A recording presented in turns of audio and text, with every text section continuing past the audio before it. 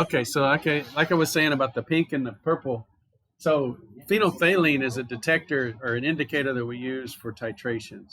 And the titration, we want to titrate to equivalence, right? So what does equivalence mean? We're going to learn that today. So we're going to talk about some titration equations and do some math of titrations. Then Monday we'll actually look at the titration experiment. But you want it to be exactly equivalent or as close as possible. And so if you go too far, you start reacting with phenolphthalein. You want the very first little hint of pink, and then you're close to equivalence. If you go too far, it turns dark purple, and your numbers aren't going to be accurate. So that's why he's sad. He's looking at the dark purple color and going, "Oh, I've gone too far." And what you need to do in that situation is do the whole thing over. Yeah, that's right. So you don't, that's why, if you're in the lab and you have to do 3 of these titrations and it's taking a long time and you're like putting a drop in there and then it turns super dark purple, you're like, I've gone too far. I got to throw it all out and start over. You've just wasted 30 minutes or more of your time. So that's the sad thing. And of course, you know what's coming if you're starting the Alex work on Monday. So let's jump into the Alex. I don't want to constantly like fuss at you guys. So let's look at some good things. This is the progress pie. I don't know if you've been following your progress pie, but you can kind of hover over the different parts like matter and measurement and so on and chemical reactions, and you're growing your knowledge. And so we've covered about 105 topics out of 203. So we're about 50% through the course. Yeah, that's good. Look how many hours as a group out of your class has spent on Alex. Yeah, that's a lot of work. So good job. You have put a lot of effort into your homework. Okay.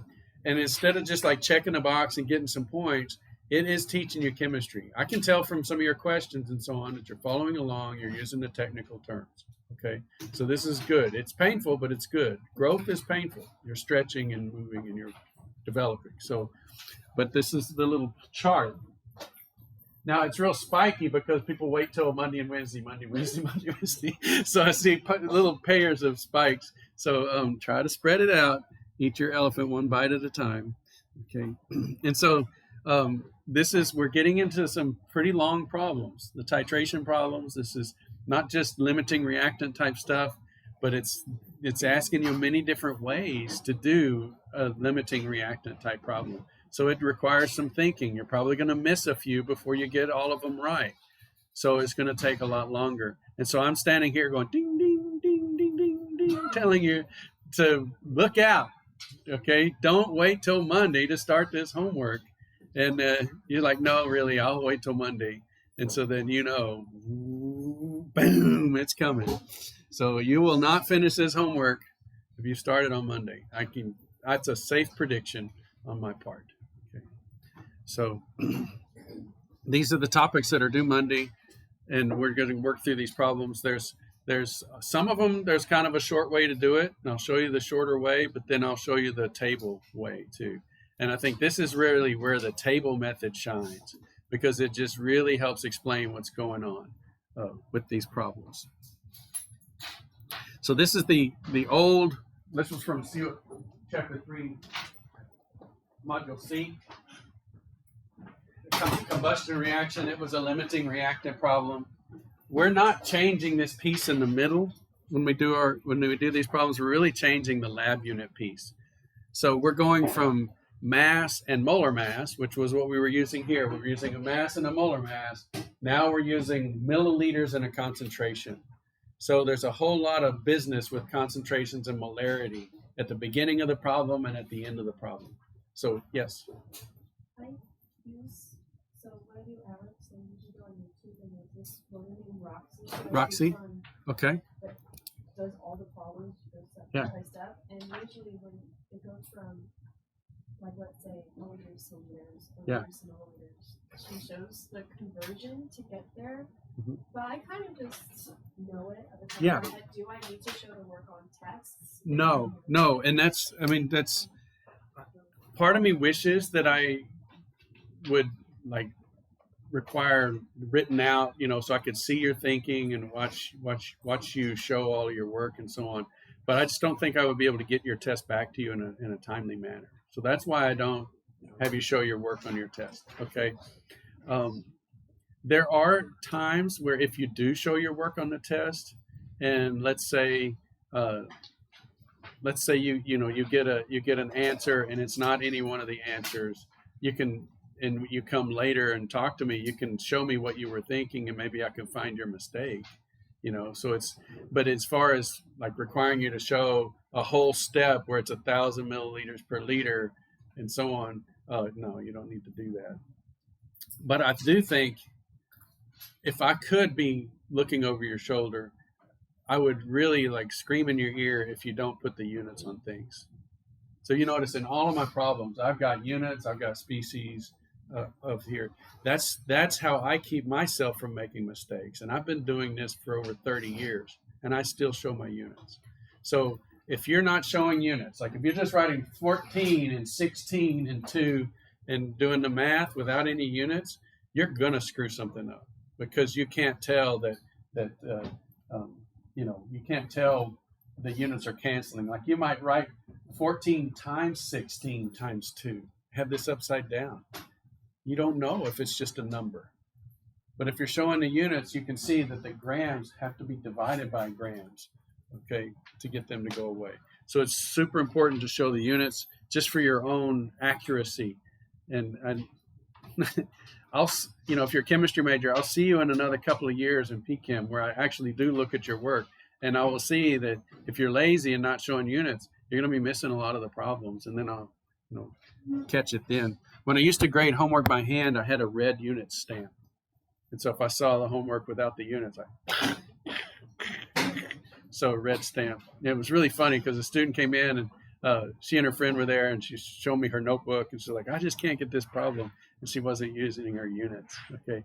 So I dug through my drawer and I found the stamp, and I was like, bang! And she was like, what did you do? And I was like, you're not using your units. And her friend was laughing at her. It was great. It was a great moment. Okay. Yeah, like 1,000 milliliters to liters. That's so easy. Yeah, so you don't have to just write it out. Okay, and you'll see some of these problems. I just put it right there in the problem. So instead of writing liter, I just put 1,000 milliliters because they're the same thing.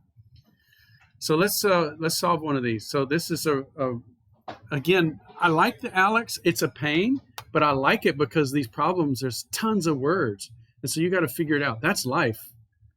If you're reading a newspaper article and someone says some outrageous claim and you want to check the math because you're now a chemistry person, right? You know chemistry. You got to figure out what the relevant stuff is in this whole long paragraph. And so these are realistic problems. So in this case, it says the EPA is testing for chloride contaminants. I think this is kind of a funny question because cadmium is like a gazillion times more toxic than chloride. So you guys don't necessarily know that, but I'm looking at this problem and going, that's ridiculous. The EPA would be tracking chloride and not following the cadmium. But at least this would tell you how much cadmium's in the drinking water too. But anyway, never mind. So they're adding in excess of this silver nitrate, but it doesn't look like excess. They give you the molarity in millimolar solution. And so they're testing 200 mils of groundwater, okay, contaminated with cadmium chloride. And so it says they add, and it doesn't say how much. It just tells you the concentration to the sample until the silver chloride stops, okay? So that's what they're saying is that they've added this silver nitrate until they ran out of chloride. So this is the limiting reactant.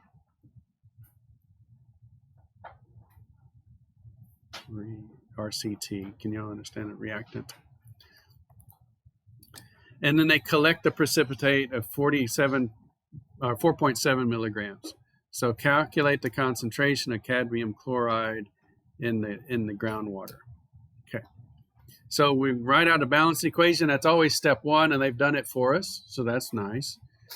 Determine which is the limiting reactant. Also, this was done for us. The chloride ran out, so it's the limiting reactant.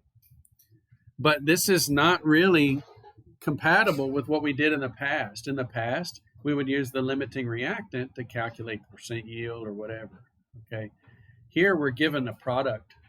So how do we convert this to, this procedure? We need to use that table format. This is where the table format really comes in handy. So we've got this table format, and right here on the screen is everything you already know just from the problem. Okay? You don't know how much cadmium chloride you started with. That's actually what you're after. And then you ran this excess silver nitrate, and we precipitated out 4.7 milligrams of the silver chloride. Does everybody agree this is everything we know about the problem? And then the middle part, from the balanced chemical equation. It's minus X on the cadmium and minus 2X on the silver nitrate, plus 2X on the silver chloride, and plus X on the cadmium nitrate. So we know those X's too. So let's start working backwards. Let's take this and figure out how many moles we have. So we go out of lab units into chemistry units here. So we can take that, we can divide by the molar mass. So you got to go find silver on the chart, add in a couple of chlorides, and we get 143.3 milligrams per millimole. Okay, I went ahead and kept the milli in the milli because this is in milligrams. So let's just use milligrams and millimoles. So we end up with 0.0327 millimoles of the silver chloride. Okay. Now we can find X because we started with 0 millimoles of the silver chloride. So the 0 plus 2X gives us the 0.0327. So there's our little math problem that we solved for X. So if we divide the 0.0327 by 2, we get X. So this is X for the whole table. It's 0.0164. So over here, we ran out of the cadmium chloride. So something minus X gave us 0. Okay, so that something has to equal X. So it's 0.0164 millimoles here. Just like filling out Sudoku, just work your way through the squares, right? So I get the X. Once I find X, I've got the 0.0164 millimoles. And so then I find the molar mass of cadmium chloride, 182.2 milligrams per millimole. And it looks like I'm done, right? I get 3 milligrams of cadmium chloride. But I go back and look at the problem. It's not asking me for the mass of cadmium chloride. It's asking me for the concentration in the groundwater.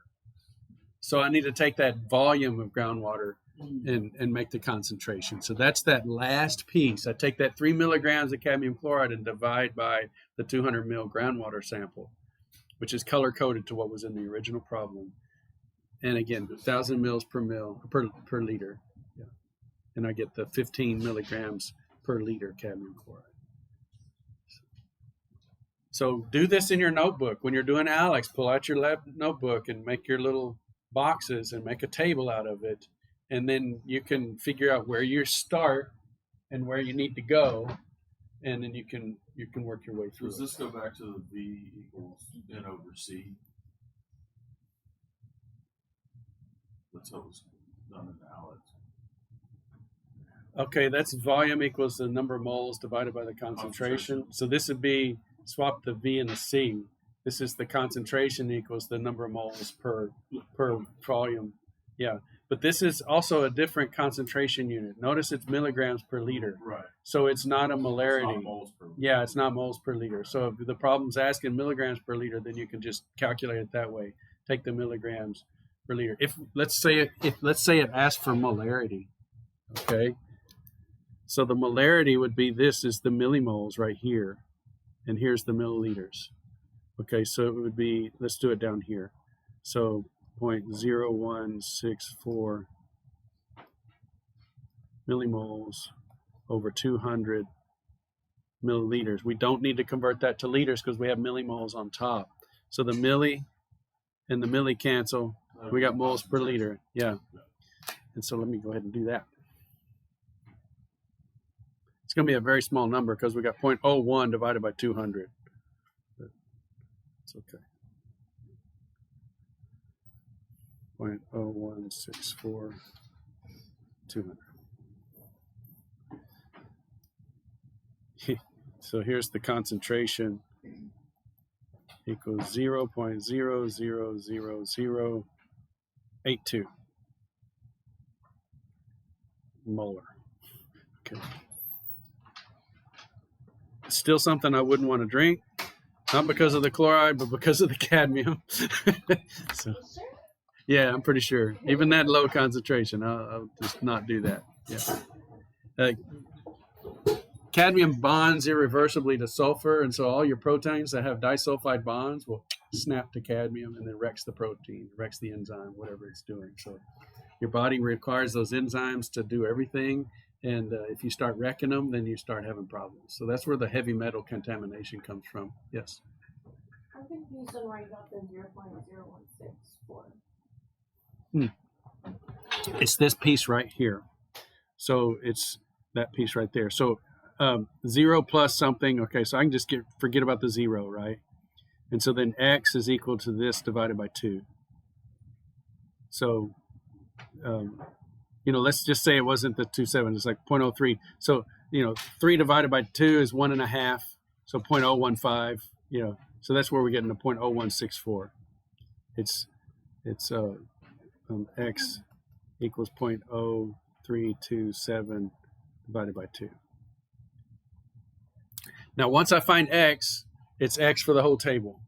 So if I was to answer a question about the cadmium nitrate or something like that, then I would again, it would be 0.0164 right here too. Does that make sense? Yeah. Okay. Yes. So the C, like the chemical change, is the X. Is that that's just the ratio from the chemical? That's your molar. Like that's the 1 to 2. It's the coefficients. Yeah. Yes. Very good. So that's and see, y'all are starting to really connect with it because,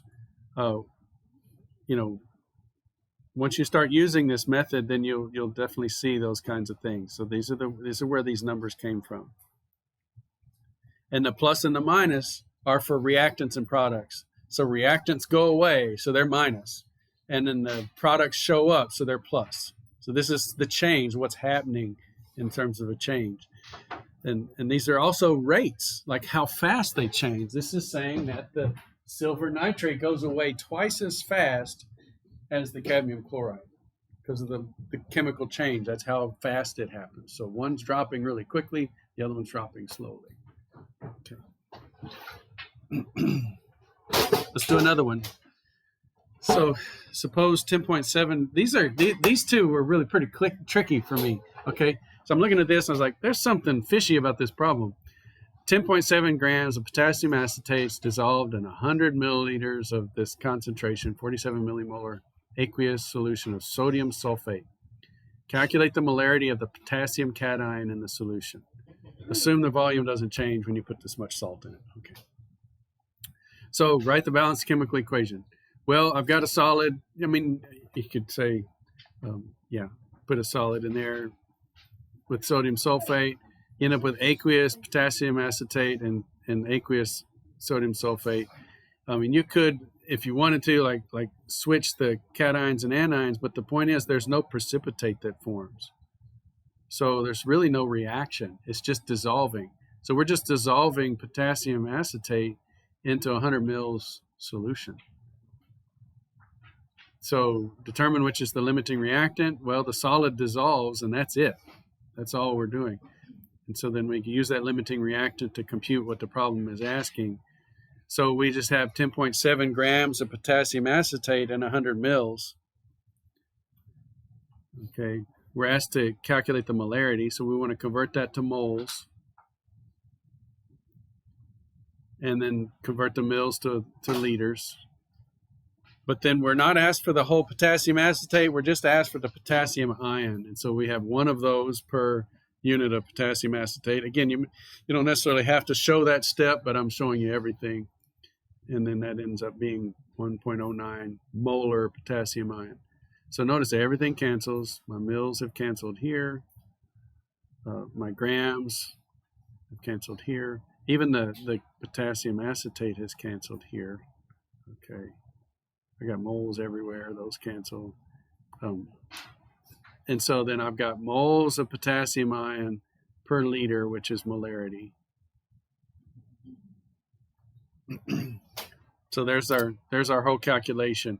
So really, it's a pretty simple problem. Just 10 grams dissolved in 100 mils. Really no reaction. So they're trading on you knowing your solubility rules. Because let's look at this same problem. If I hit try another, down here at the bottom, then I get this one. Okay. Suppose 3 grams of lead acetate is dissolved in 200 mils of 63 millimolar aqueous ammonium sulfate. Calculate the final molarity of the lead cation in solution. Assume the volume doesn't change. So write the balanced chemical equation. And notice now we have a lead sulfate solid. Dun, dun, dun. Because we have sulfate salts. Sulfate salts are soluble except for lead 2+. Okay, so lead 2 sulfate is not soluble, it's a solid. So we have a precipitate, which is really convenient for our calculation because the precipitate is solid, not aqueous. So the concentration of lead is 0 molar because there's no lead above the precipitate. Now, next semester, we'll be able to calculate the concentration of things that are insoluble. We can't do that yet. We get to equilibrium. It might be like 10 to the minus 10 molar lead, which is essentially 0. So in Chem 1, 10 to the minus 10 molar lead is 0. Chem 2, it's not. Okay, so we get to equilibrium. Nature hates a vacuum, and nature hates zeros. Okay, it's going to give you some. So some of that lead's going to break apart. You're going to have a little sulfate, and then they're going to get confused on the dance floor in the beaker of solution, and they're not going to find each other very often. And so there'll be a small but detectable amount of lead above the solid lead sulfate, but it's going to be really small. Okay. But if you didn't know or think to look at your solubility rules, this problem would be really tricky because you wouldn't know that it was lead sulfate solid and that it would be 0. If you know your solubility rules, this one's easy. You just go down there and type in 0. No math needed, but some chemistry knowledge is needed. Okay. So beware of those. Those could be really simple if you know your solubility rules. So just print that little sheet off. When you're going through them, it's like, hey, is this going to form precipitate? And I'm asking for one of the cations or the anions of that precipitate. If I am, then it's 0. Type it in. You get your check mark. Go on. Okay, so this is the titration problem. So the chemistry student weighs out this mass of phosphoric acid, puts it into a 250 ml volumetric flask, dilutes to the mark with distilled water, and he wants to titrate this acid with this molar sodium hydroxide solution. Calculate the volume of the solution the student needs to reach equivalence. So let's write out the balanced equation. We got phosphoric acid, sodium hydroxide. So they react, and this is a triprotic acid right here. They even point that out in the problem, triprotic. So that means there's 3 protons that come off. That means you're going to need 3 hydroxides. So we got the hydroxides here, 3 of those, that makes 3 waters. So the triprotic acid reacts with 3 hydroxides and makes 3 waters. And then the spectator ions, we write them together just because it's a molecular formula. But this is a 3-to-1 ratio, and you got to have that to get the problem right. So we're ending with a single unit, milliliters, and so it's good to begin with a single unit. We could calculate the concentration of the phosphoric acid, but we don't need to. We could use this 250 ml volume for the reactant, but we don't need to.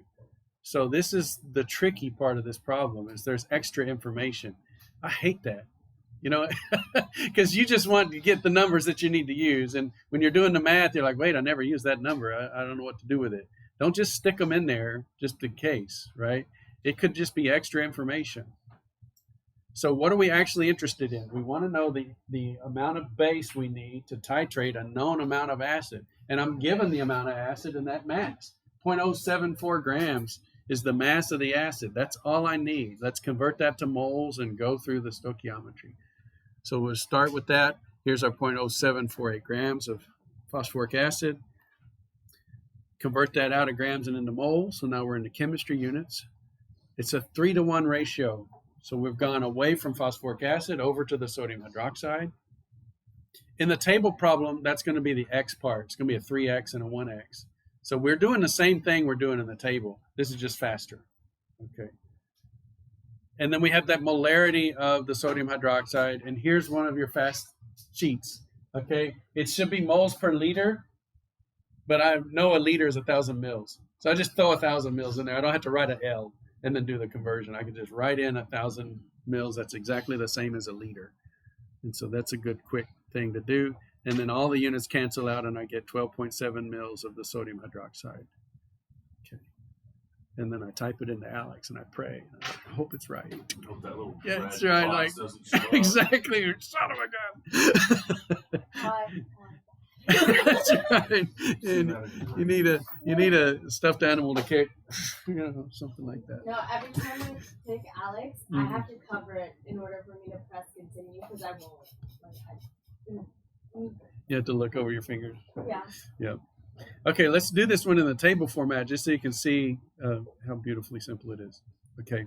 And also this emphasizes what we're doing in titration. So we have this this burette of sodium hydroxide and we're adding a little bit at a time until some indicator happens to show us that we've reached equivalence with the acid. So notice how both of these have gone to 0. That's what we mean by equivalence. Okay, so the amount of base we added is equivalent to the amount of acid we've added. So we've gone down in moles to where we get 0 of our reactants. And that's why we go so slowly. We don't want to go past that because we're going to need to find X using this column and apply it to that column. So we want to know that we're getting to 0 on both of those. So we drip, drip, drip. You can even use a half a drop.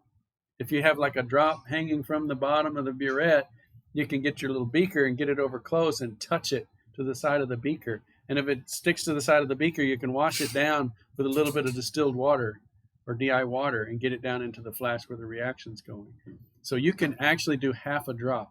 1 mil is about 20 drops. So half a drop, you're doing 1/40th of a mil. That's pretty precise. Okay. And that's like, I don't expect you to do that, but that's a good technique, to be really precise. You can get down to 1/40th of a drop.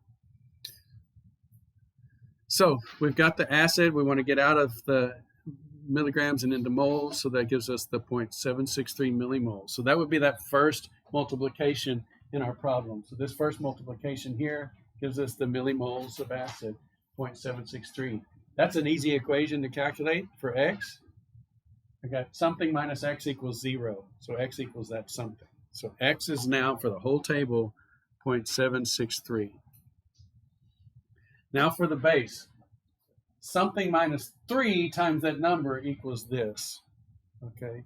And so if I'm going backwards, I need to multiply that number by 3, and that's what I have for the sodium hydroxide.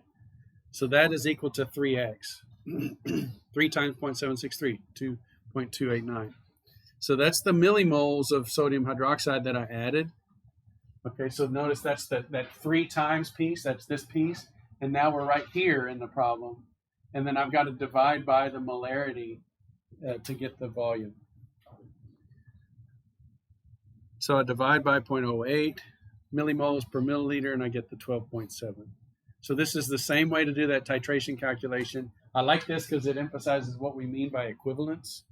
And so we have this point where they come to 0 together, so we can then find an accurate value for X. Any questions on this? Yeah, that's a good picture to take.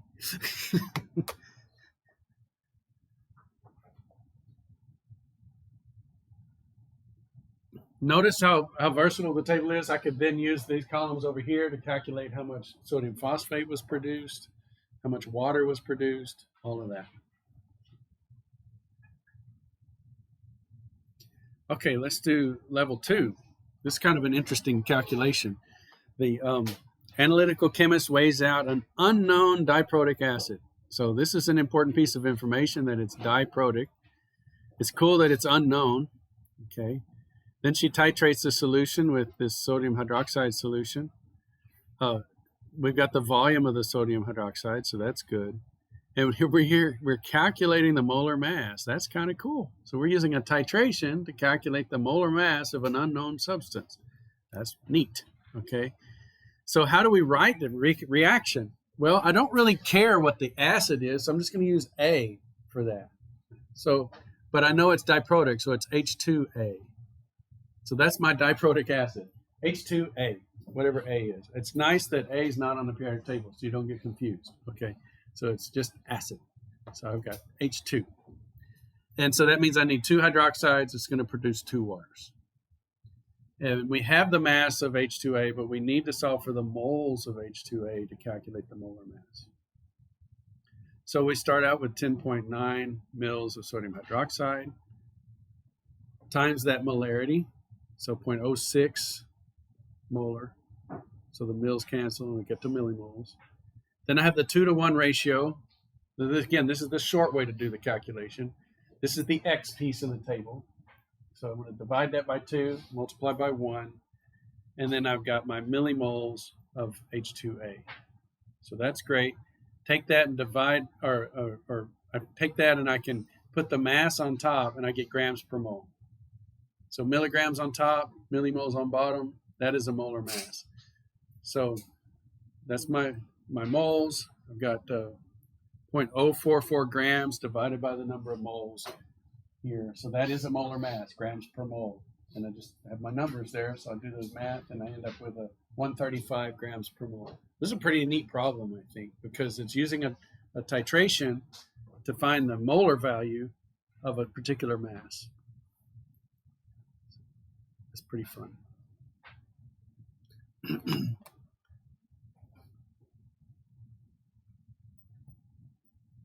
Lots of clever scientists out there for figuring out these values like molar mass and things like that. Okay, let's look at it with the table view. So we did this equivalence, this titration. We titrated it with 10.9 milliliters of the sodium hydroxide, and we want to figure out how many moles of this stuff we have. So we, again, divide that 10, or multiply that 10.9 by the molar, the concentration, and we get to 0.654 millimoles. We divide that by 2 to get X. So that's this middle piece of the previous calculation here. And so X is 0.327. So then over here, again, we add 3.27 to 0, and we get 0.327 millimoles of the acid. And it's funny, we're not solving for anything in the table. We're solving for one of the pieces that are really not in the table. We're solving for this piece in the middle, right? So we have the mass, we have the millimoles. What was the conversion factor? The molarity was the conversion factor. So we 44 milligrams or 0.327 millimoles. It's 135 grams per mole. So same kind of calculation, but using the table value.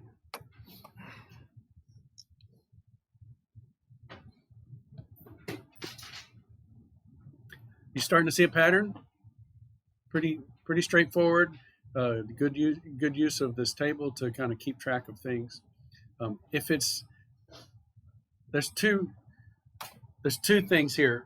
One, you could be getting bored because you're really not interested in chemistry. That's bad. Okay. 2, you could be getting bored because it's the same thing over and over again. That's good, because that means you're like, oh, I know, I've been down this path before. Let's aim for that second one. It's like, yeah, this is kind of cool. I can use this tool to figure out molar masses, whether something's safe to drink or not. Like I would probably drink that lead sulfate thing because I crashed all the lead out. And now there's almost no lead in the solution. So the toxin is the dose. I've reduced the dose dramatically. So that's how, so these are some important questions that we can solve using Gen Chem 1. So technically, wouldn't we be able to figure out what A is? Yes, so we would then figure out what, we know the molar mass now. And so we could figure out, like take away 2 hydrogens, we have 133 grams per mole. That's what the A piece is. And so yeah, we need a little bit more information, but maybe, I don't know, it can, maybe it's diprotic. It could be, if it was a straight up element, it could be in this column.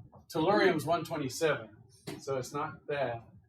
And it's not polonium, that's 209. So it's probably not a single atom that has 2 protons on it. But yeah, that's what you could do then. If you did that combustion analysis and figure out like what kind of organic compound it was, how many carbons had, how many hydrogens, how many oxygens, then you can figure out, okay, this is oxalic acid or something like that. Yeah. Okay, so let's do the level 3 one. So this is a standardization reaction. This is one of the first things you do in a titration. You take a primary standard and you standardize your base, and then you use that standard base to titrate everything else. So this student needs to standardize a fresh solution of sodium hydroxide. She weighs out 333 milligrams of oxalic acid. So it's a diprotic acid that can be purchased inexpensively, in high purity, and you can keep it dry in the oven. So the reason we want to pay attention to the acid source, a lot of times we use KHP, potassium hydrogen phthalate. That's an organic acid that's easy to titrate. It's easy to dry. It's organic-y. It doesn't like a lot of water, but we keep it dry in the oven. So when you weigh it out, you're not weighing out any water. You're just weighing out the acid. So you need an accurate mass so that you know what's in solution when you titrate it. Okay, so we have that diprotic acid. Dissolves it in 250 mils of water, and then they titrate with the sodium hydroxide solution. So when the titration reaches equivalence, the students use 98 mils of sodium hydroxide. So calculate the molarity of the sodium hydroxide. So here's our reaction. It's diprotic acid, so we have 2 hydroxides, 2 waters, and we end up with sodium oxalate as our spectator ions. So convert the mass of oxalic acid into moles of sodium hydroxide. That's what we want to do. And then divide those moles by the volume of the sodium hydroxide that was titrated, the 98.8 mils, to get the molarity. So here it is in one shot.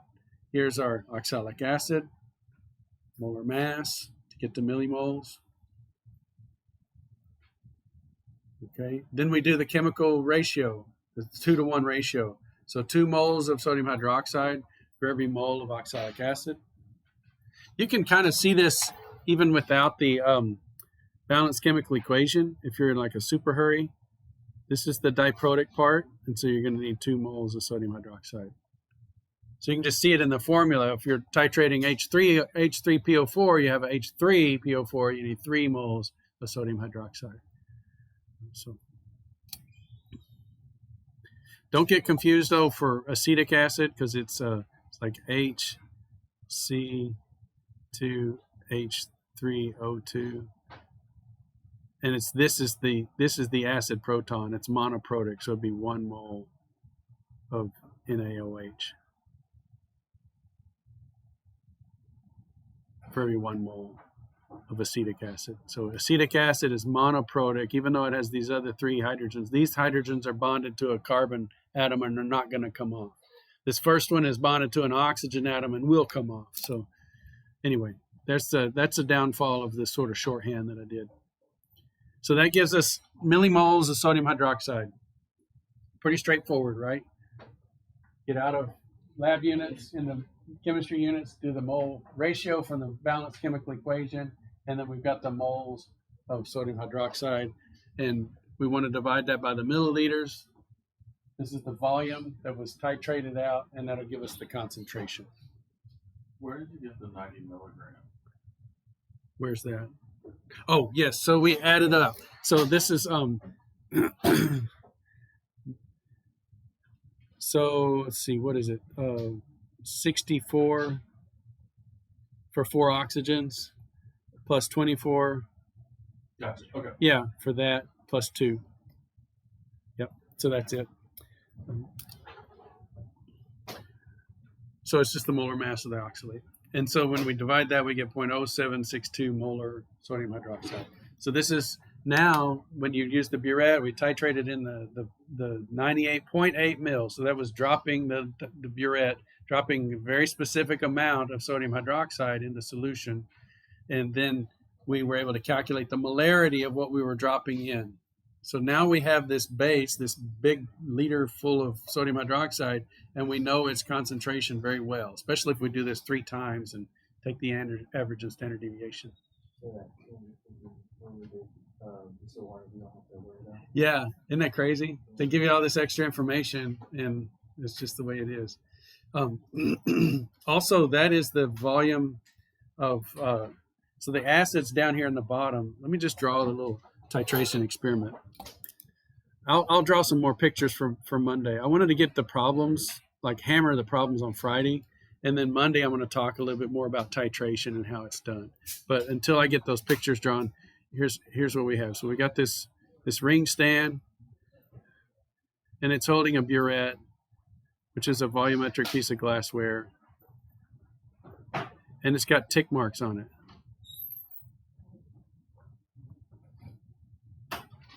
And a little stopcock, so you can turn it on and off.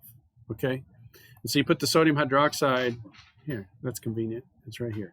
Put that in the burette. So we're measuring out the sodium hydroxide very, very carefully. And down here in the bottom, we got a beaker with this very specific amount of the oxalate. And it says it added 250 mils of water, but it's really just the acid in this beaker that we care about. We don't really care about the volume. We just need to know the mass or moles of acid that are in here. The volume's actually going to change quite a bit when we add in the sodium hydroxide. So we're titrating actual moles of acid, not the concentration of acid. So if I put in 339 milligrams of acid, what I put in like 3 millimoles of acid. And so I'm just seeing how much sodium hydroxide it takes before I get a color change. So it's just moles of hydroxide reacting with moles of acid. Once I run out of acid, the hydroxide reacts with the indicator and I get a color change. So it tells me to stop. And that's what we're doing. So in the table format, that's what we're doing. We're dripping in the sodium hydroxide and we're chewing up the acid. And as soon as the acid reaches 0, we get a color change because the sodium hydroxide starts to react with the indicator. And the indicator changes color. And we're dripping in. All of a sudden, we see a slight hint of color change that doesn't go away. We get a little pink color. We're using phenolphthalein. We swirl it around. It fades away. It goes clear again. We're like, we're close. Okay. Then I put another drop in, and it turns pink. And then swirl it around, and it kind of fades slowly. We're very close. Put one more drop in, turns pink, swirl it around, and it doesn't change back to clear. We stop. And that's as close to 0 as we can get. We always have to go a little past to get the color change. So that's why we call it the end point. Equivalence point is really hard because we don't ever have an indicator of that. But once we go past equivalence, we get to the end point, we stop the reaction. And these are very close to being equivalent at 0. And then we can do the math. So we can relate this column to that column once we stop the titration. So we go out of the milligrams of acid to moles. We solve for X, which is super easy because it's just minus 1X. So X is 3.77. Then we multiply that by 2 to get the millimoles of sodium hydroxide. And now we've got millimoles and milliliters. We take that ratio and we get the concentration. Yes. So is that where the milliliters gets canceled both, and then you get to your moles? Because, yeah. Yeah. So and so, like millimoles. Yeah, if concentration is moles per liter, you could do millimoles per milliliter, and it's all good. Yeah. Yeah. And that'd be great if y'all were comfortable with that because it'll just make you, better. You're better at it. That I'm telling you, being comfortable with that is going to set you apart from, I'll just say it, from some of the other professors that baby their students. I'm not babying you, so you're going to be better. Okay? You're going to be better at it. You're going to be in lab and you're going to be doing these calculations, and your peers or from the other lectures are going to be like, whoa, what? You didn't convert to liters and divide by 1,000 and then multiply by 1,000. That's already happening, just by the way. Is it? Okay. Y'all are feeling a little more confident? I really want you to be confident. Okay. My lab partners, they all watch your YouTube videos. Oh yeah. It's all right. That's why I put them on there. You know, I didn't expect this. I was doing. We're pretty much done with the day, but I didn't expect this in PCHEM. I put out my videos for PCHEM because 2 reasons. One, they needed to review for the test. I had a student ask about it, and I didn't realize, but some of my students didn't. English wasn't their first language, and so they were able to go slow and back up. And I had a student that failed one semester. The next year I did the videos and she passed. She was like, that was the key. So I started doing that. Then I noticed my metrics, the PCHEM videos. Now it's not as, I'm not PewDiePie, right? So I'm not going to have 1 million subs, but I started getting like 1,700 views out of India. So like people in taking PCHEM in other countries are watching my videos. So it's like, woo, 1,700 views. That's a lot for PCHEM. That's nothing for a gamer, but. Now, how do we get you monetized? No, I don't want to get paid twice for the same work. So none of them are monetized. But the day I retire. That's right. But yeah, none of them are monetized. So hopefully you don't get a bunch of ads. If you're getting ads, then YouTube's taking that money. I don't get any of it. So y'all have a good one.